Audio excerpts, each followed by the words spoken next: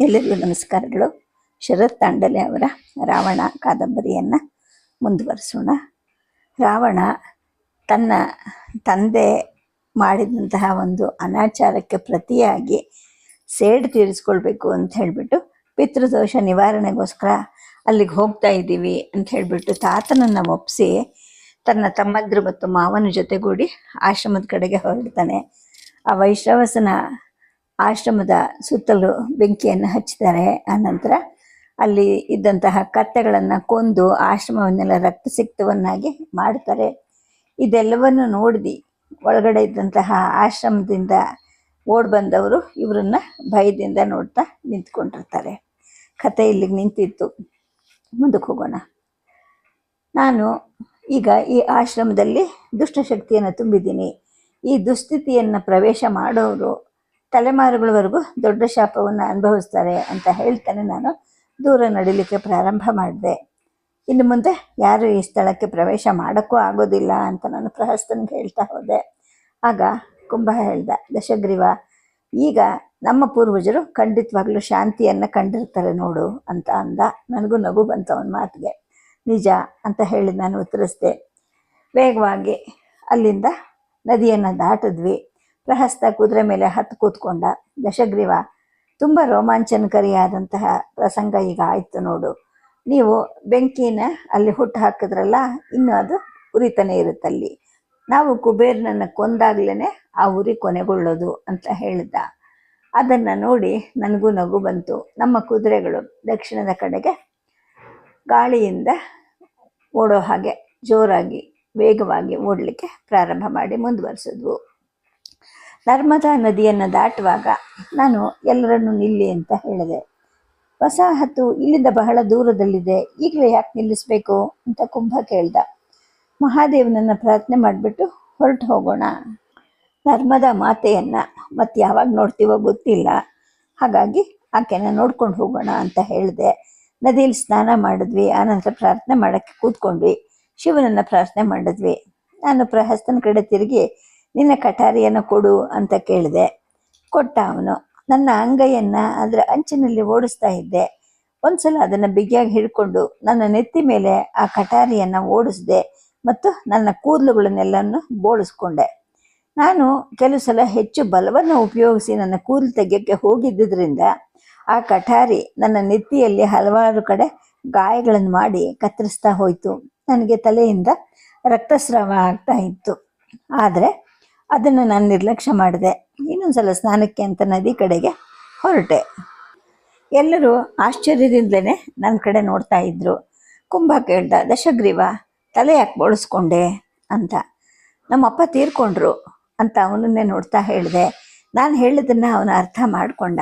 ನಾನು ಕಣ್ಣುಗಳನ್ನು ಮುಚ್ಚಿ ಮಂತ್ರಗಳನ್ನು ಪಠಿಸೋಕ್ಕೆ ಪ್ರಾರಂಭ ಮಾಡಿದೆ. ಅಂತ್ಯಕ್ರಿಯೆಯ ಎಲ್ಲ ಮಂತ್ರಗಳನ್ನು ಪಠಿಸ್ತಾ ನಾನು ಎದ್ದೆ. ಈಗ ಕುಂಭ, ಮಹೋದರ, ಮಹಾಪಾಶ್ವ ಕೂಡ ತಲೆ ಬೋಳಿಸ್ಕೊಂಡ್ರು. ದಶಗ್ರೀವ, ನೀನು ಮಂತ್ರಗಳನ್ನು ಪಠಿಸಿದ ರೀತಿ ತುಂಬ ಕುತೂಹಲಕಾರಿಯಾಗಿತ್ತು. ಮರಳು ನಿನಗೆ ಬಿಸಿ ಅನ್ನಿಸ್ಲಿಲ್ವಾ? ಅಷ್ಟು ಶಾಖ ಇತ್ತಲ್ವಾ ಅಂತ ಮಹೋದರ ಕೇಳ್ದ. ಇಲ್ಲ ಅಂತ ಹೇಳಿಬಿಟ್ಟು ನಾನು ಅಲ್ಲಿಂದ ಹೊರಡೋಕ್ಕೆ ಸಿದ್ಧ ಆದೆ. ದಶಗ್ರೀವ, ಅಲ್ಲಿ ನಿಮ್ಮಪ್ಪನೇ ಇರಲಿಲ್ಲ, ಆದರೆ ಅವನ ಅಂತ್ಯ ಸಂಸ್ಕಾರದ ವಿಧಿವಿಧಾನಗಳನ್ನು ನೀನು ಯಾಕೆ ಮಾಡಿದೆ ಅಂತ ಪ್ರಹಸ್ತ ಕೇಳ್ದ. ಆಗ ನಾನು ಹೇಳಿದೆ, ಮಾವ, ನಾವು ಆಶ್ರಮದಿಂದ ಹೊರಟ ಕ್ಷಣವೇ ಅವನು ನಮಗೋಸ್ಕರ ಸತ್ತಿದ್ದಾನೆ. ಅವನ ಆಶ್ರಮವನ್ನು ನಾಶ ಮಾಡೋದು, ಅದರ ಜೊತೆಗೆ ಶಾಂತಿಯನ್ನು ಸಾಧಿಸೋಕ್ಕೆ ಇದು ನಮಗೆ ಸಹಾಯ ಮಾಡಿದೆ. ಇವತ್ತು ನಾವು ಸ್ವತಂತ್ರ ಆಗಿದ್ದೀವಿ. ಆ ಆಶ್ರಮ, ಆ ವೈದಿಕ ಸಂಸ್ಕೃತಿ ಮತ್ತು ಅಪ್ಪ ಅನ್ನಿಸ್ಕೊಂಡ ಆ ವ್ಯಕ್ತಿ ಎಲ್ಲರೂ ಇವತ್ತು ರಾತ್ರಿ ಆ ಬೆಂಕಿಯಲ್ಲಿ ಉರಿದು ಹೋದರು. ಇನ್ನು ಮುಂದೆ ಈ ಭಯಾನಕ ಸಂಗತಿಗಳು ಯಾವುದು ನನ್ನ ನೆನಪಲ್ಲಿ ಉಳ್ಕೊಳ್ಳೋದಿಲ್ಲ ಅಂತ ನಾನು ಹೇಳಿದೆ. ನಾವು ಪ್ರಯಾಣವನ್ನು ಮುಂದುವರಿಸಿದ್ವಿ. ವಸಾಹತುವನ್ನು ತಲುಪಿದ್ವಿ. ಅಷ್ಟೊತ್ತಿಗಾಗಲೇ ಸೂರ್ಯಾಸ್ತ ದಾಟಿತ್ತು. ನಮ್ಮ ಕುದುರೆಗಳಿಂದ ಕೆಳಗಿಳಿದ್ವಿ. ಅಜ್ಜನ ಹತ್ತಿರಕ್ಕೆ ಹೋದ್ವಿ. ವಸಾಹತುನಲ್ಲಿ ಮತ್ತಷ್ಟು ಜನ ಹೊಸ ಜನರನ್ನು ನೋಡಿದೆ. ಅವ್ರ ಮುಖವೆಲ್ಲ ಭಯಭೀತರಾಗಿರೋದನ್ನು ನಾನು ಗಮನಿಸಿದೆ. ಅಜ್ಜನಿಗೆ ನಮಸ್ಕಾರ ಮಾಡಿದೆ. ಆ ಜನರನ್ನು ನೋಡ್ತಾನೆ ಇದ್ದೆ. ಆನಂತರ ಅಮ್ಮನ ಭೇಟಿಯಾಗಕ್ಕೆ ಹೋದೆ. ಮಹೋದರ ಮತ್ತು ಮಹಾಪಾಶ್ವ ಮುಂದೆ ಹೋದರು. ಕುಟಿಯನ್ನು ಪ್ರವೇಶ ಮಾಡಿ ನಾನು ಅಲ್ಲಿದ್ದ ಮಡಿಕೆಯಿಂದ ಸುಮಾರು ಅರ್ಧ ಮಡಿಕೆಯಷ್ಟು ನೀರನ್ನು ಕುಡಿದೆ. ಅಮ್ಮ ಕುಂಭನನ್ನು ಅಪ್ಪಿಕೊಂಡ್ಳು. ನನ್ನ ಹಿಂದೆನೇ ಮತ್ತೆ ಬಂದ್ಲು ಅಮ್ಮ. ಆಚರಣೆ ಮುಗೀತಾ? ನಿಮ್ಮ ಅಪ್ಪ ಅಂದರೆ ಆ ಮುದುಕ ಜೀವಂತವಾಗಿದ್ದಾನ ಅಂತ ಕೇಳಿದ್ಲು. ನಂಗೆ ಗೊತ್ತಿಲ್ಲ ಅಮ್ಮ, ಆದರೆ ಆಚರಣೆ ಅಂತೂ ಅದ್ಭುತವಾಗಿ ನಡೀತು ಅಂತ ಕುಂಭ ನನ್ನ ಕಡೆನೇ ನೋಡ್ತಾ ಹೇಳ್ದ. ಆಚರಣೆ ನಿಜವಾಗ್ಲೂ ನಡೀತಾ? ನೀನು ಯಾಕೆ ನಗ್ತಾ ಇದೆಯಾ ವಿಭೀಷಣ ಅಂತ ಅಮ್ಮ ಕೇಳಿದ್ಲು. ಅಷ್ಟೊತ್ತಿಗೆ ಕರ ಮತ್ತು ದೂಷಣರು ಕೂಡ ಕುಟೀರದ ಒಳಗಡೆಗೆ ಬಂದರು. ಅಮ್ಮ, ನಮಗೆ ಏನೋ ಒಂದು ಚಿಂತೆ ಆಗಿತ್ತು ಅಂತಲೇ ವಿಭೀಷಣ ಹಣ್ಣನ್ನು ತನ್ನ ಕೈಯಲ್ಲಿ ಇಟ್ಕೊಂಡು ಹೇಳ್ದ. ಆಗ ನಾನು ಹೇಳಿದೆ, ವಿಭೀಷಣ, ಈ ಮೂರು ಲೋಕದಲ್ಲಿ ನಮ್ಮ ಶತ್ರುಗಳು ಚಿಂತೆ ಮಾಡಬೇಕೆ ಹೊರತು ನಾವಲ್ಲ. ಈಗ ನಮ್ಮ ಚಿಂತೆ ದಿನಗಳೆಲ್ಲನೂ ಮುಗಿದು ಹೋಗಿದೆಯಲ್ಲ, ನೀ ಯಾಕೆ ಚಿಂತೆ ಮಾಡ್ತಿದ್ದೀಯಾ ಅಂದೆ. ಇಷ್ಟೊತ್ತಿಗೆ ಕುಂಬಿನಿ ಮತ್ತು ಶೂರ್ಪ ಕೂಡ ಕುಟುಡಿಯನ್ನು ಪ್ರವೇಶ ಮಾಡಿದ್ರು. ಆಗ ನಾನು ಶೂರ್ಪಳನ್ನು ಕೇಳಿದೆ, ಅರೇರೇ ನನ್ನ ಮುದ್ದು ಗುಬ್ಬಚ್ಚಿಗಳು, ನೀವು ಹೇಗಿದ್ದೀರಾ ಅಂತ ಕೇಳಿದೆ. ನೋಡು ಅಣ್ಣ, ನಮ್ಮನ್ನು ಈ ವಸಾಹತುನಲ್ಲಿ ಬಂಧಿಸಿಟ್ಬಿಟ್ಟಿದ್ದಾರೆ. ನೀವು ನೋಡಿದ್ರೆ ಎಲ್ಲ ಕಡೆ ತಿರುಗಾಡ್ತೀರಾ, ನಮಗೆ ಮಾತ್ರ ಅಂತ್ಯವಿಲ್ಲದ ಕೆಲಸ ಮತ್ತು ನಿದ್ದೆಗೆ ಕಟ್ಟಲ್ಪಟ್ಟಿದ್ದೀವಿ ನಾವು ಅಂತ ಶೂರ್ಪ ಒಂದು ನಿರಾಶೆಯಲ್ಲೇ ಹೇಳಿದ್ಲು. ಅಮ್ಮ ನನ್ನನ್ನು ಕೇಳಿದ್ಲು, ದಶಗ್ರೀವ ಹೇಳು, ಆಚರಣೆ ಹೇಗಿತ್ತು ಅಂತ. ನಾನು ಹೇಳಿದೆ, ಅಮ್ಮ, ವಿಧಿವಿಧಾನಗಳು ಚೆನ್ನಾಗಿ ನಡೆದವು. ಈಗ ನಾವು ಪಿತೃದೋಷವನ್ನು ಎಂದೂ ಎದುರಿಸೋದೇ ಇಲ್ಲ. ಸರಿ, ಈಗ ತಿನ್ನಲಿಕ್ಕೆ ಏನಾದರೂ ಇದೆಯಾ ಅಂತ ಕೇಳಿದೆ. ಆಗ ವಿಭೀಷಣ ಕೇಳ್ದ, ನೀವು ಯಜ್ಞವನ್ನು ಸರಿಯಾಗಿ ನಡೆಸಿದ್ದೀರಾ ಅಲ್ವಾ ಅಂತ. ಹೌದು, ಒಂದು ಯಜ್ಞವನ್ನು ನಡೆಸಿದ್ವಿ ಅಂತ ನಾನು ಅಲ್ಲಿದ್ದ ಒಂದು ಗೋಡೆಗೆ ಬೆನ್ನನ್ನು ವರ್ಗಿಸಿ ಕೂತ್ಕೊಂತ ಹೇಳಿದೆ. ಆಗ ವಿಭೀಷಣ ಹೇಳ್ದ, ನೀನು ವೈದಿಕ ಧರ್ಮದಲ್ಲಿ ದೋಷಗಳನ್ನು ಕಾಣ್ತೀಯಾ, ಯಜ್ಞಗಳನ್ನು ಕೂಡ ನಡೆಸ್ತೀಯ. ಅಂದರೆ ನಿಂದು ಒಂದು ಮನಸ್ಸು ಯಾರಿಗೂ ಅರ್ಥ ಆಗ್ತಿಲ್ಲ. ನೀನು ವೈದಿಕ ಧರ್ಮಕ್ಕೆ ಪರವಾಗಿದೆಯಾ ಅಥವಾ ವಿರೋಧವಾಗಿದೆಯಾ? ದೋಷಗಳನ್ನು ಕಂಡು ಹಿಡಿತಾ ಅದು ಸರಿ ಇಲ್ಲ ಅಂತ ಹೇಳ್ತೀಯ, ಮತ್ತು ನೀನೇ ಯಜ್ಞಗಳನ್ನು ಮಾಡ್ತೀಯ, ಏನಿದು ಅಂತ ವಿಭೀಷಣ ವ್ಯಂಗ್ಯವಾಗಿ ಹೇಳ್ತಾ ಹೋದ. ಆಗ ನಾನು ಹೇಳಿದೆ, ನೋಡು, ಯಾಕೆ ಕೇಳ್ತಾ ಇದೆಯಾ ಮತ್ತು ಇದೆಲ್ಲ? ಪ್ರಾಮಾಣಿಕವಾಗಿ ಹೇಳಬೇಕು ಅಂದರೆ ನನಗೂ ಸರಿಯಾಗಿ ಅರ್ಥ ಆಗ್ತಿಲ್ಲ. ಬಹುಶಃ ನಾವು ಮಿಶ್ರ ರಕ್ತಗಳಾಗಿ ಜನಿಸಿರೋದ್ರಿಂದ ನಮಗೆ ಎರಡು ರೀತಿಯ ಆಲೋಚನೆಗಳು ತಲೆಯಲ್ಲಿ ಬೆರ್ತಿವೆ ಅನಿಸುತ್ತೆ. ನಾನೀಗ ಹೊಸ ಧಾರ್ಮಿಕ ಆಚರಣೆಯನ್ನು ರಚನೆ ಮಾಡಿದ್ದೀನಿ. ಜೊತೆಗೆ ಈ ಯಜ್ಞಗಳ ಜೊತೆಗೇನೆ ಏನೋ ಒಂದನ್ನು ಅಭ್ಯಾಸ ಮಾಡೋಕ್ಕೂ ಪ್ರಾರಂಭ ಮಾಡಿದೆ. ನಿನಗೆ ಇನ್ನೂ ವಿವರ ಬೇಕು ಅಂದರೆ ಕುಂಭನನ್ನು ಕೇಳು ಅಂತ ನಾನು ಹೇಳಿದೆ. ಕುಂಭ ನನ್ನ ಮಾತಿಗೆ ತಲೆ ಆಡಿಸ್ದ ಮತ್ತು ವಿಭೀಷಣ ಇನ್ನೇನೋ ಕೇಳೋಕ್ಕೆ ಅಂತ ಬಾಯಿ ತೆರೆಯೋಷ್ಟರಲ್ಲಿ ತಾನೇ ಹೇಳೋಕ್ಕೆ ಪ್ರಾರಂಭ ಮಾಡ್ದ. ಹೌದು, ದಶಗ್ರೀವ ಈಗ ಹೊಸ ಮಂತ್ರಗಳನ್ನು ರಚನೆ ಮಾಡಿದ್ದಾನೆ. ಈ ಯಜ್ಞದ ಪ್ರಯೋಜನಗಳನ್ನು ನಮ್ಮ ಮುಂದಿನ ಪೀಳಿಗೆ ಸವಿಯುತ್ತೆ ಅಂತ. ಅಮ್ಮ ಅವನ ಮಾತನ್ನು ಕೇಳ್ತಾ ಇರೋದನ್ನು ನಾನು ಗಮನಿಸಿದೆ ಮತ್ತು ಅದನ್ನು ವಿಭೀಷಣ ಅರ್ಥ ಮಾಡಿಕೊಂಡ. ಈಗ ಕುಂಭ ಮತ್ತಷ್ಟು ಉತ್ಸಾಹಭರಿತನಾಗಿ ಮಾತಾಡೋಕ್ಕೆ ಪ್ರಾರಂಭ ಮಾಡಿದ. ಅಮ್ಮ, ಅಂತಹ ಯಜ್ಞದ ಬಗ್ಗೆ ಜಗತ್ತಲ್ಲಿ ಯಾರು ಯೋಚನೆ ಮಾಡಿರಲಿಲ್ಲಮ್ಮ. ಅದು ಅಷ್ಟು ಶಕ್ತಿಯುತವಾದ ಬೆಂಕಿ ಕೊಡ್ತು. ಈ ಯಜ್ಞದಿಂದ ಸಾಧಿಸೋಕ್ಕೆ ನಮಗೆ ವರ್ಷಗಳ ಕಠಿಣ ತಪಸ್ಸು ಬೇಕಾಗತ್ತೆ ಅನ್ನೋದನ್ನು ದಶಗ್ರೀವ ಸಾಧಿಸಿ ತೋರಿಸ್ಬಿಟ್ಟ ಅಂತ ಹೇಳ್ದ. ಅವನ ಗಂಭೀರವಾದ ಮಾತಿಗೆ ನನಗೆ ನಗು ಬರೋಕ್ಕೆ ಪ್ರಾರಂಭ ಆಯಿತು. ನನ್ನನ್ನೇ ನಾನು ನಿಯಂತ್ರಿಸ್ಕೊತ ಹೇಳಿದೆ, ಸಹೋದರರೇ, ನೀವುಗಳು ಹಿಂದೆ ಬಿದ್ದಿದ್ದೀರಾ ಅಂತ ಭಾವಿಸ್ಬೇಡಿ. ನಾವು ಈ ಥರದ ಇನ್ನೂ ಅನೇಕ ಯಜ್ಞಗಳನ್ನು ಮಾಡಲೇಬೇಕು. ನೀವು ಅವರಿಂದ ಏನು ಬಯಸಿದ್ರೋ ಅದನ್ನೆಲ್ಲ ನೀವು ಪಡಿತೀರಾ ಅಂತ ಹೇಳ್ದ. ಶೂರ್ಪ ಹೇಳಿದ್ಲು, ದಶಗ್ರೀವ, ಅವರಿಂದ ನಾವೇನು ಪಡಿತೀವಿ? ಈ ಯಜ್ಞಗಳಿಂದಲಾದರೂ ನಾವೇನು ಪಡಿತೀವಿ ಅಂತ. ಆಗ ಕುಂಭಿನಿಯನ್ನು ಕೆನ್ನೆಚ್ಚಿ ಬಿಡ್ತಾ ನಾನು ಹೇಳಿದೆ, ಪುಟ್ಟ ಹಕ್ಕಿ, ನಿನಗೆ ಸ್ವಾತಂತ್ರ್ಯ ಸಿಕ್ಕತ್ತೆ, ಘನತೆ ಸಿಕ್ಕತ್ತೆ, ಯೋಚನೆ ಮಾಡಬೇಡ ಅಂತ. ವಿಭೀಷಣನಿಗೆ ನನ್ನ ಮಾತು ಅರ್ಥ ಆಯಿತೋ ಬಿಡುತ್ತಾ ಗೊತ್ತಿಲ್ಲ, ಆದರೆ ನಿರಾಶೆ ಅಂತೂ ಅವನ ಮುಖದಲ್ಲಿ ಎದ್ದು ಕಾಣಿಸ್ತಿತ್ತು. ನೀವು ನನ್ನನ್ನು ನಿಮ್ಮ ಜೊತೆ ಕರ್ಕೊಂಡು ಹೋಗಬೇಕಾಗಿತ್ತು.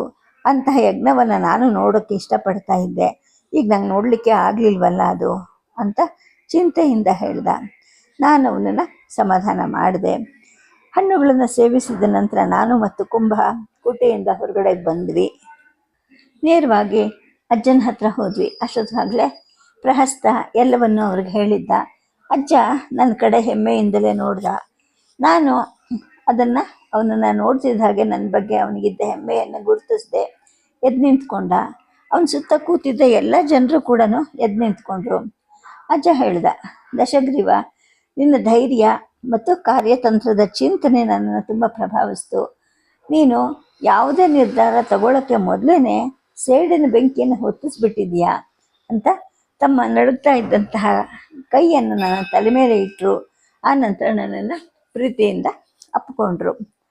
ಆಗ ನಾನು ಹೇಳಿದೆ, ಅಜ್ಜ, ನಾವು ಈ ಬೆಂಕಿಯನ್ನು ತಗೊಂಡವರೆಲ್ಲರವನ್ನು ಸುಡ್ತೀವಿ, ಆದರೆ ನಾವು ಸಾಯೋಕ್ಕೆ ಬಿಡೋದಿಲ್ಲ. ಈ ಯಜ್ಞಗಳ ನಂತರ ಬರೋ ಅರ್ಪಣೆಗಳ ಮೇಲೆ ನಮಗೆ ಹಕ್ಕು ಇದೆ. ಆಕ್ರಮಣಶೀಲತೆಯಲ್ಲಿ ನಿಮ್ಮ ನಂಬಿಕೆಯನ್ನು ಇಟ್ಕೊಡಿ.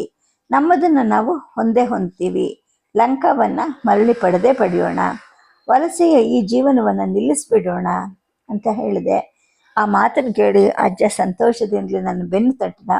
ಪ್ರಹಸ್ತ ಸಂತೋಷದಿಂದ ನನ್ನ ಕಡೆ ನೋಡ್ತಾ ಹೇಳಿದ, ಸರಿ ದಶಗ್ರೀವ, ಈಗ ನಮ್ಮ ಪ್ರಯಾಣ ಯಾವ ಕಡೆಗೆ ಅಂತ ಹೇಳಿದಾಗ ನಾನು ಹೇಳಿದೆ, ಮಾವ, ದಕ್ಷಿಣದ ಕಡೆಗೆ ಹೋಗೋಣವಾ?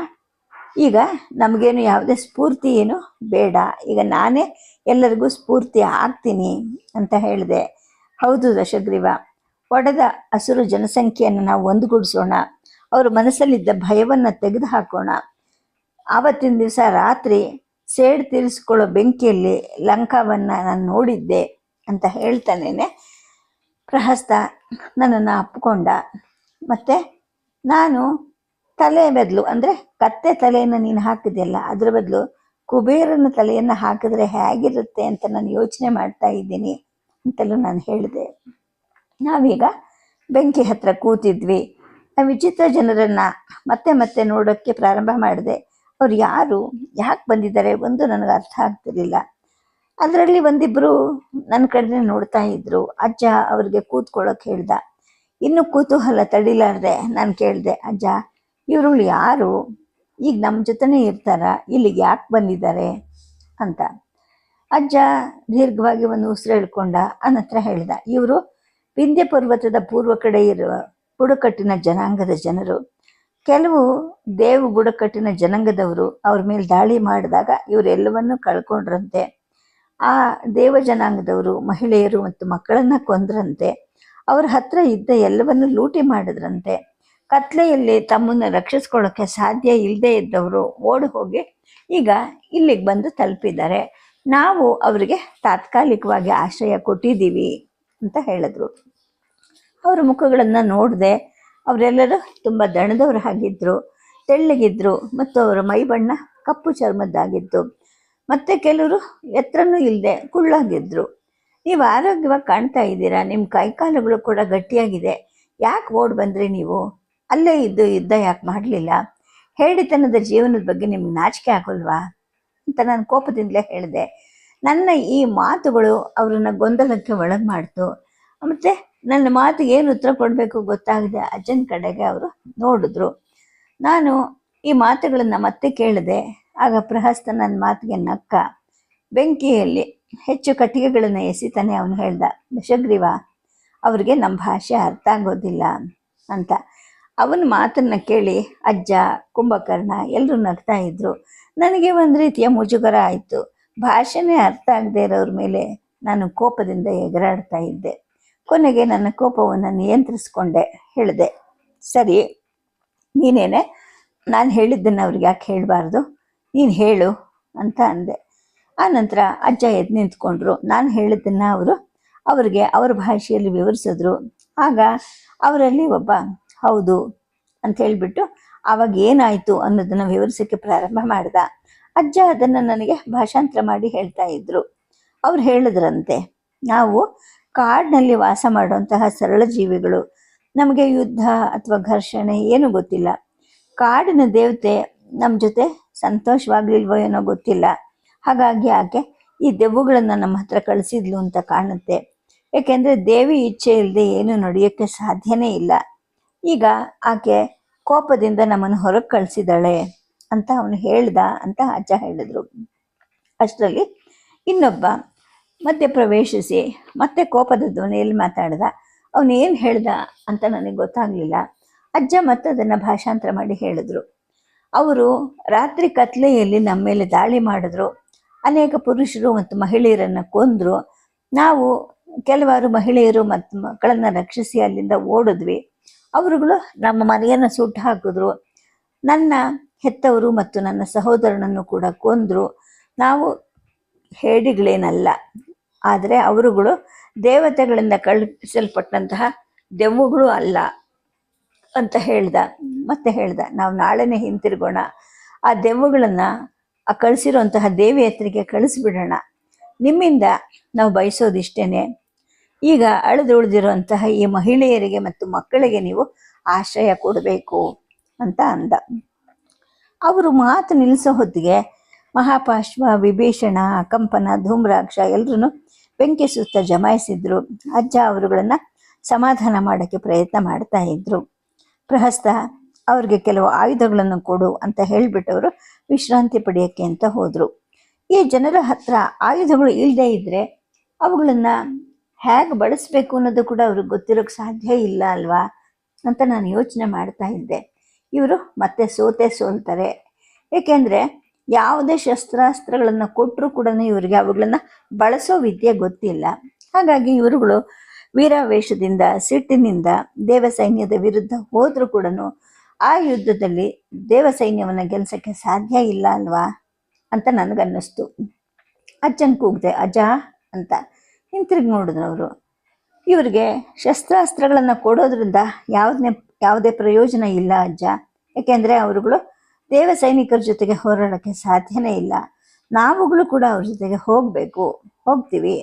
ದೇವತಂಡಗಳು ಒಟ್ಟುಗೂಡಕ್ಕೆ ಹತ್ತಿರದಲ್ಲಿ ಒಂದು ಆಶ್ರಮ ಎಲ್ಲೋ ಇರಲೇಬೇಕು ಅಂತ ಕಾಣುತ್ತೆ.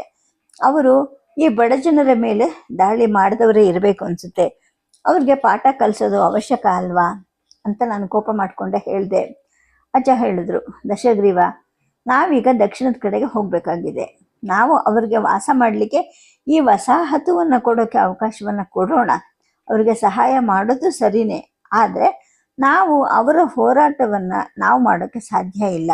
ಏಕೆಂದರೆ ಈ ಥರದ ಹತ್ಯಾಕಾಂಡಗಳು ಅನೇಕ ವರ್ಷಗಳಿಂದಲೂ ನಡೀತಾನೆ ಇದೆ. ಅದು ನಿಮ್ಮ ಮೇಲೆ ಈ ಮಟ್ಟಿಗೆ ಪರಿಣಾಮ ಬೀರೋಕ್ಕೆ ನೀವು ಬಿಡಬಾರ್ದು. ನಮ್ಮ ಪಾಡಿಗೆ ನಾವು ಹೋಗೋಣ ಅಂತ ಅಂದ. ನಾನು ಅಜ್ಜನನ್ನು ಹಿಂಬಾಲಿಸಿದೆ. ಹೇಳಿದೆ, ಅಜ್ಜ, ಇನ್ನು ಮುಂದೆ ನಾವು ಯಾರೇ ಆಗಿರಲಿ, ಪ್ರತಿ ದಸ್ಯುಗಳು, ದಾನವರು ಅಥವಾ ರಾಕ್ಷಸರು, ಇನ್ಯಾವುದೇ ಕುಲದವರೇ ಸೇರಿದ್ರು ಕೂಡ ನಾವು ಅವರಿಗೆಲ್ಲ ರಕ್ಷಣೆ ಕೊಡೋಣ. ಅಸುರರ ರಾಜನ ಬಲಿ ಇದ್ನಲ್ಲ, ಅವನ ಹತ್ಯೆ ನಂತರ ಈ ವಿಷಯಗಳು ಹೆಚ್ಚಾಗ್ತಾ ಇದೆ, ಅನಾಚಾರಗಳು ಹೆಚ್ಚಾಗ್ತಾ ಇದೆ. ಅಸುರ ರಾಜರಾಗಿ ನೀವು ಅವರ ಜವಾಬ್ದಾರಿಯಿಂದ ನುಣುಚಿಕೊಳ್ಳಕ್ಕೆ ಹೋಗ್ತಾ ಇದ್ದೀರಾ, ಇದು ಸರಿಯಲ್ಲ. ಈ ಜನರಿಗೋಸ್ಕರ ನಾವು ಒಂದು ಸಾಮ್ರಾಜ್ಯವನ್ನೇ ನಿರ್ಮಾಣ ಮಾಡೋಣ. ಲಂಕೆಗೆ ಹೋಗೋ ಹಾದಿ ನಮಗಿಲ್ಲಿದ್ದಲೇ ಪ್ರಾರಂಭ ಆಗುತ್ತೆ ಅಂತ ಅಂದ್ಕೊಳ್ಳೋಣ ಅಂತ ಹೇಳಿದೆ. ಅಜ್ಜ ಹೇಳಿದ್ರು, ದಶಗ್ರೀವ, ನೀನು ಹೇಳ್ತಿರೋದು ಸರಿನೇ. ಅವರ ಕುಟುಂಬಗಳ ಮೇಲಿನ ದಾಳಿಯನ್ನು, ಅದರ ಸೇಡನ್ನು ತೀರಿಸ್ಕೊಳ್ಳೋದು ಯೋಗ್ಯವಾದದ್ದೇನೋ ಸರಿ. ನಾವು ಅವರಿಗೆ ಸಹಾಯ ಮಾಡಬೇಕು. ಅಸುರ ಸಾಮ್ರಾಜ್ಯವನ್ನು ನಿರ್ಮಿಸ್ತಾ ಇದ್ದೀವಿ. ದೇವ ಬುಡಕಟ್ಟು ಜನಾಂಗದವರಂತಹ ದೇವರು ಮತ್ತು ಬುಡಕಟ್ಟು ಜನಾಂಗದವರ ಈ ಒಂದು ಆಕ್ರಮಣಕ್ಕೆ, ನಮ್ಮ ಜನರ ಆಶ್ರಮದ ಸಹಾಯಕ್ಕೆ ನಾವು ಹೋಗಲೇಬೇಕು. ನೀನು ಹೇಳಿದ್ದನ್ನು ನಾನು ಒಪ್ತೀನಿ ಅಂತ ಅವರು ಕೊನೆಗೆ ನನ್ನ ಮಾತಿಗೆ ಒಪ್ಕೊಂಡ್ರು. ಪ್ರಹಸ್ತ, ಅಜ್ಜ ಎಲ್ಲರೂ ನನ್ನ ಕಡೆನೇ ಏನು ಮಾಡಬೇಕು ಅನ್ನೋ ಹಾಗೆ ನೋಡಿದ್ರು. ಇವ್ರ ಜೊತೆಗೆ ಮಹೋದರ, ವಿಭೀಷಣ, ಕುಂಭ, ಮಹಾಪಾಶ್ವ, ದೂಷಣ, ಅಕಂಪನ, ಧೂಮ್ರಾಕ್ಷ ಎಲ್ಲರೂ ನನ್ನ ಮಾತಿಗೆ ಒಪ್ಪಿಗೆ ಕೊಟ್ಟರು. ಈ ಆಕ್ರಮಣ ಮಾಡಿಸ್ಕೊಂಡಂತಹ ವಸಾಹತುವಿನ ಜನರಿಗೆ ನಾವು ಸಹಾಯ ಮಾಡಬೇಕು ಅಂತ ಒಪ್ಕೊಂಡ್ರು. ಬಹುಶಃ ಮಹಾದೇವನೇ ಹಾಗೆ ನಿನಗೆ ಬುದ್ಧಿ ಕೊಟ್ಟಿದ್ದಾನೆ ಅಂತ ಕಾಣಿಸುತ್ತೆ ಅಂತಲೂ ಅಜ್ಜ ಹೇಳಿದ್ರು. ದಶಗ್ರೀವ, ನನ್ನ ಜೊತೆ ಬಾ ಅಂತ ಹೇಳಿಬಿಟ್ಟು ತಮ್ಮ ಕುಟೀರದ ಕಡೆಗೆ ನಾನು ಕರ್ಕೊಂಡು ಹೋದರು. ಅವನು ಅಜ್ಜಿಯನ್ನು ಕೂಡ ಅಲ್ಲಿಂದ ಹೊರಡು ಅಂತ ಹೇಳಿದ್ರು.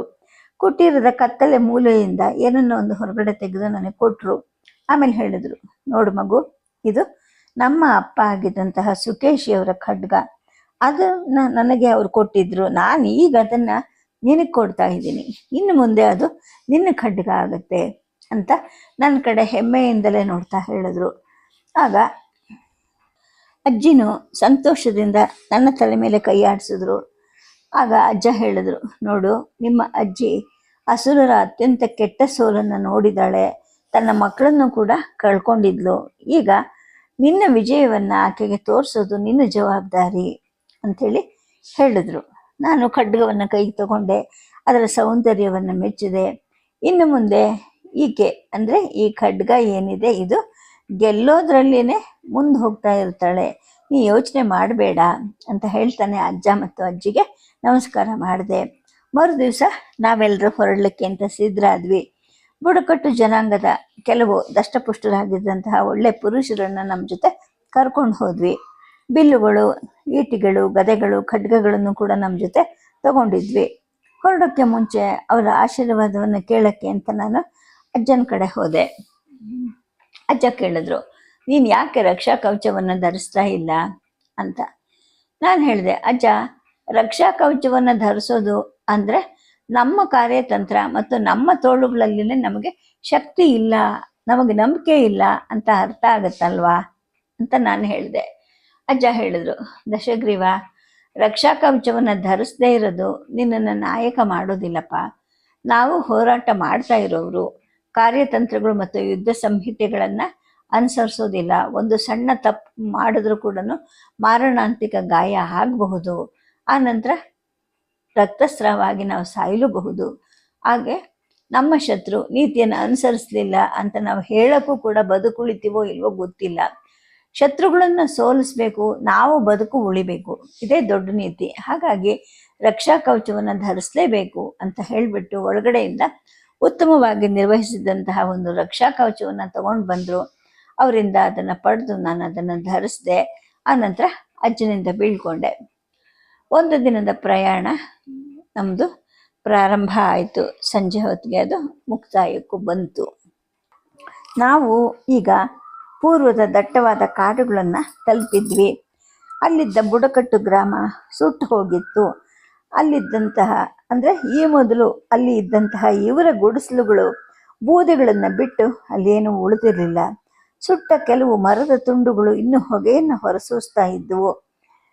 ನಮಗೆ ಇಷ್ಟು ದೂರದಲ್ಲಿ ಇದ್ದಂತಹ ಈ ವ್ಯಕ್ತಿಗಳ ಮೇಲೆ ದೇವತೆಗಳು ಯಾಕೆ ದಾಳಿ ಮಾಡಿರಬಹುದು, ಅದಕ್ಕೆ ಕಾರಣವಾದರೂ ಏನು ಅಂತ ನನಗೆ ಆಶ್ಚರ್ಯನೂ ಆಯಿತು.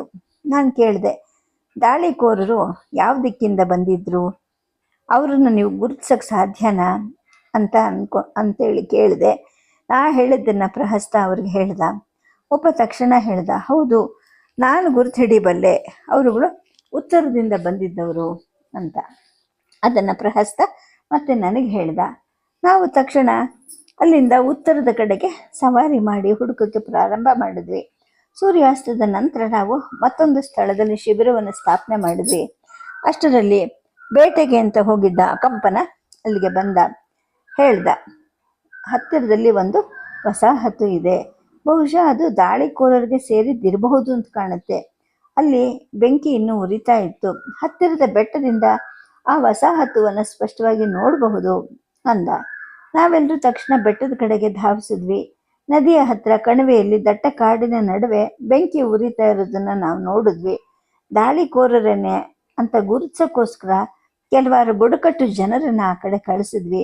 ಅವರು ರಹಸ್ಯವಾಗಿ ಆ ಸ್ಥಳಕ್ಕೆ ಹೋದರು. ನೋಡ್ಕೊಂಡು ಬಂದು ಹೌದು ಅಂತ ಹೇಳಿದ್ರು. ಅವರೇನೆ ನಮ್ಮ ಮೇಲೆ ದಾಳಿ ಮಾಡಿದಂತಹ ದಾಳಿಕೋರರು ಅಂತ ಕೂಡ ಅವರುಗಳು ಹೇಳಿದ್ರು.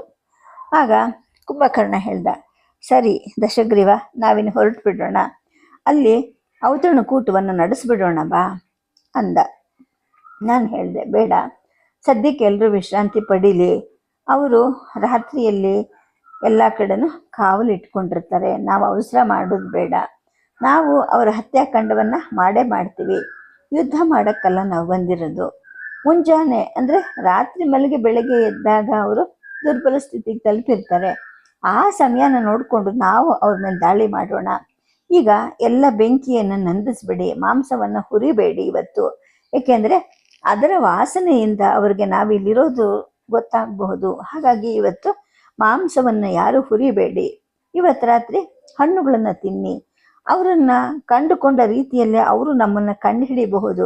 ಹಾಗಾಗಿ ಎಚ್ಚರಿಕೆಯಿಂದ ಇರಿ ಅಂತ ಪ್ರಹಸ್ತನು ಹೇಳ್ತಾ ಹೋದ. ಕೆಲವು ಹಣ್ಣುಗಳನ್ನು ಸೇವಿಸಿದ ನಂತರ ನಾವು ಅಲ್ಲಿ ಮಲ್ಕೊಂಡ್ವಿ. ಸ್ವಲ್ಪ ಹೊತ್ತು ನಿದ್ದೆ ಮಾಡಿದೆ. ಮೊದಲ ಸಲ ನಾನು ನನ್ನ ಸೊಂಟದ ಮೇಲೆ ಖಡ್ಗವನ್ನು ಇಟ್ಕೊಂಡು ಮಲಗಿದ್ದೆ. ಅದು ಅಜ್ಜ ಕೊಟ್ಟಿದ್ದ ಖಡ್ಗ. ಈ ಅಲ್ಪಾವಧಿಯಲ್ಲಿ ಅಂದರೆ ಬೆಳಗ್ಗೆ ಅಷ್ಟೇ ಅಜ್ಜ ಅದನ್ನು ಕೊಟ್ಟಿದ್ದು. ನನಗೆ ಅದರ ಮೇಲೆ ತುಂಬ ಅಭಿಮಾನ ಇತ್ತು. ಮಧ್ಯರಾತ್ರಿ ಪ್ರಹಸ್ತ ನಮ್ಮನ್ನು ಎಬ್ಬಿಸ್ತಾ ಹೇಳ್ದ, ನೋಡು ಈಗ ಹೊರಟು ಬಿಡೋಣ. ಮುಂಜಾನೆ ಹೊತ್ತಿಗೆ ನಾವು ಅವರ ವ್ಯವಸ್ಥೆಗಳನ್ನು ಹೇಗಿದೆ ಏನು ಎಲ್ಲವನ್ನು ಪರಿಶೀಲನೆ ಮಾಡಬಹುದು ಅಂತ ಹೇಳ್ದ. ಎಲ್ಲರೂ ಸ್ವಲ್ಪ ಹೊತ್ತು ಈಗಾಗಲೇ ವಿಶ್ರಾಂತಿ ಪಡ್ಕೊಂಡಿದ್ರು. ನಾವು ನಮ್ಮ ಕುದುರೆಗಳನ್ನು ಕಟ್ಟಿದ್ವು. ಕಣಿವೆ ಕಡೆಗೆ ಹೊರಟ್ವಿ. ಆ ಕತ್ಲೆನಲ್ಲಿ ಸಣ್ಣ ಚಂದ್ರನ ಬೆಳಕು ನಮಗೆ ಅಲ್ಲಿಗೆ ಹೋಗೋಕ್ಕೆ ಸಹಾಯ ಮಾಡ್ತಿತ್ತು. ಪ್ರಹಸ್ತ ಒಂದು ಸಣ್ಣ ಪಂಜನ್ನು ಇಟ್ಕೊಂಡು ಮುಂದೆ ಹೋಗ್ತಾ ಇದ್ದ. ನಾವು ಆತನನ್ನು ಹಿಂಬಾಲಿಸ್ತಿದ್ವಿ. ಈಗ ಮೊದಲ ಸಲ ನಾನು ಎತ್ತಿನ ಕೊಂಬಿನ ಕಿರೀಟವನ್ನು ಧರಿಸಿದ್ದೆ. ಇದು ನನಗೆ ಅಪಾರವಾದ ಧೈರ್ಯವನ್ನು ಕೂಡ ಕೊಟ್ಟಿತ್ತು. ಪ್ರಹಸ್ತ ಹೇಳಿದ್ದು ಸರಿ ಅಂತ ನನಗನ್ನಿಸ್ತು. ಏಕೆಂದರೆ ರಾತ್ರಿ ಕಾವಲು ಕಾಯ್ತಾ ಇದ್ದವರು ಈಗ ನಿದ್ದೆ ಮಾಡ್ತಾ ಇದ್ರು. ನಾವು ಸಣ್ಣ ಸಣ್ಣ ಗುಂಪುಗಳನ್ನು ಮಾಡಿಕೊಂಡು ಮುಂದೆ ಸಾಗ್ತಾ ಇದ್ವಿ. ಗಸ್ತು ನಮ್ಮ ಶಸ್ತ್ರಾಸ್ತ್ರಗಳ ಕೈಗೆ ಸಿಗ್ತಿದ್ದ ಹಾಗೆ ನಾವು ವೇಗವಾಗಿ ದಾಳಿ ಮಾಡಿದ್ವಿ. ಯಾವುದೇ ಶಬ್ದ ಮಾಡದ ಹಾಗೆ ನಾವು ಜಾಗರೂಕರಾಗಿ ಆ ಗಸ್ತು ಕಾಯ್ತಿದ್ದಂತಹ ಸೈನಿಕರ ಗಂಟಲುಗಳನ್ನು ಕತ್ತರಿಸಿದ್ವಿ. ಗಲಾಟೆ ಅವರಲ್ಲಿ ಕೆಲವರಿಗೆ ಎಚ್ಚರಿಕೆಯನ್ನು ನೀಡಿದ ಹಾಗಿತ್ತು ಅಂತ ಕಾಣುತ್ತೆ. ಮಹೋದರ ಮತ್ತು ಕುಂಭಕರ್ಣರಿಗೆ ತಮ್ಮನ್ನು ತಾವು ನಿಯಂತ್ರಣ ಮಾಡ್ಕೊಳ್ಳೋಕ್ಕೆ ಸಾಧ್ಯ ಆಗಲಿಲ್ಲ. ಅವರು ಕಿರ್ಚಾಡ್ತಾನೆ ವಸಾಹತಲ್ಲಿ ಉರಿತಿದ್ದ ಬೆಂಕಿ ಕಡೆಗೆ ಓಡಿದ್ರು. ಬೆಂಕಿ ಸುತ್ತ ಮಲಗಿದ್ದವರ ತಲೆಗಳನ್ನು ಕತ್ತರಿಸಿದ್ರು. ಮಹೋದರನ ಆಯುಧ ಸ್ವಲ್ಪ ಮೊಂಡುವಾಗಿತ್ತು. ತಲೆಯನ್ನು ದೇಹದಿಂದ ಬೇರ್ಪಡಿಸೋಕ್ಕೆ ಅವನು ಅನೇಕ ಸಲ ಆ ಪ್ರಯತ್ನವನ್ನು ಮಾಡಬೇಕಾಯಿತು. ಸಾಯ್ತಾ ಇದ್ದಂತಹ ಆ ಜನರ ಕಿರುಚಾಟ ವಸಾಹತು ಪ್ರದೇಶವನ್ನು ಎಚ್ಚರಗೊಳಿಸಿತ್ತು. ಕುಂಭ ಬೆಂಕಿಯಿಂದ ಉರಿತಿದ್ದ ಒಂದು ಮರದ ತುಂಡನ್ನು ಎತ್ತಿ ಅಲ್ಲಿದ್ದ ಒಂದು ಕುಟೀರದ ಮೇಲೆ ಎಸೆದ. ಪ್ರಹಸ್ತ ಮತ್ತು ನಾನು ವಸಾಹತಿನ ಮಧ್ಯಭಾಗಕ್ಕೆ ಓಡಿ ಹೋದ್ವಿ. ದಾಳಿ ಮಾಡಲಿಕ್ಕೆ ತಯಾರಿ ಮಾಡ್ತಾ ಇದ್ದಂತಹ ಬಿಲ್ಲುಗಾರರನ್ನು ತಕ್ಷಣವೇ ಕೊಂದ್ವಿ. ಅವರಲ್ಲಿ ಯಾರನ್ನು ಜೀವಂತವಾಗಿ ಬಿಡೋದು ಬೇಡ ಅಂತ ನಾನು ಕೂಗಿದೆ. ಮಹಾಪಾಶ್ವ, ದೂಷಣ, ಕರ ಬಂದರು. ಕುಂಭನಿಗೆ ವಸತಿಗಳೆಲ್ಲದಕ್ಕೂ ಬೆಂಕಿ ಹಚ್ಚಕ್ಕೆ ಸಹಾಯ ಮಾಡಿದ್ರು. ಅನೇಕರು ಆಗ ಅಲ್ಲಿಂದ ಕಿರ್ಚ್ಕೊಂತ ಓಡಿ ಹೋದರು. ಮಹಾಪಾಶ್ವ ಅವರಲ್ಲಿ ಒಬ್ಬರಿಬ್ಬರನ್ನ ಕೆಳಗೆ ಬೀಳಿಸ್ದ. ಅವನು ಕಿರ್ಚೋ ಬಾಯಿಗೆ ತನ್ನ ಆಯುಧವನ್ನು ತಳ್ಳಿ ಆ ವ್ಯಕ್ತಿಯನ್ನು ಸಾಯಿಸ್ದ. ಅವನ ತಲೆ ಬುರುಡೆ ಹಿಂಭಾಗದಿಂದ ಇವನು ಹಾಕಿದಂತಹ ಆಯುಧ ಹೊರಗಡೆ ಬಂತು. ಅವನು ತನ್ನ ಕಟಾರಿ ಹತ್ರ ನೇತಾಡ್ತಿದ್ದ ಮೆದುಳನ್ನು ನನಗೆ ತೋರಿಸಿ ಬೆಂಕಿ ಕಡೆ ಎಸೆದ. ನಾವು ತುಂಬ ನಿರ್ದಯಿಗಳಾಗಿದ್ವಿ ಮತ್ತು ಕ್ರೂರರಾಗಿದ್ವಿ. ಓಡಿ ಹೋಗ್ತಾ ಇದ್ದ ಒಬ್ಬ ಮಹಿಳೆಯನ್ನ ಮಹಾಪಾಶ್ವ ಸೆರೆ ಹಿಡಿದ. ಅವಳನ್ನ ಕೂದಲನ್ನು ಹಿಡ್ಕೊಂಡು ಎಳೆದ. ಅವಳು ಬಿಡಿಸ್ಕೊಳ್ಳೋಕ್ಕೆ ಹೆಣಗಾಡ್ತಾ ಇದ್ದಾಗ ಅವನು ಅವಳ ಕುತ್ತಿಗೆಯನ್ನು ಮುರಿದ, ಅವಳ ತಲೆಯನ್ನು ಎಳೆದ.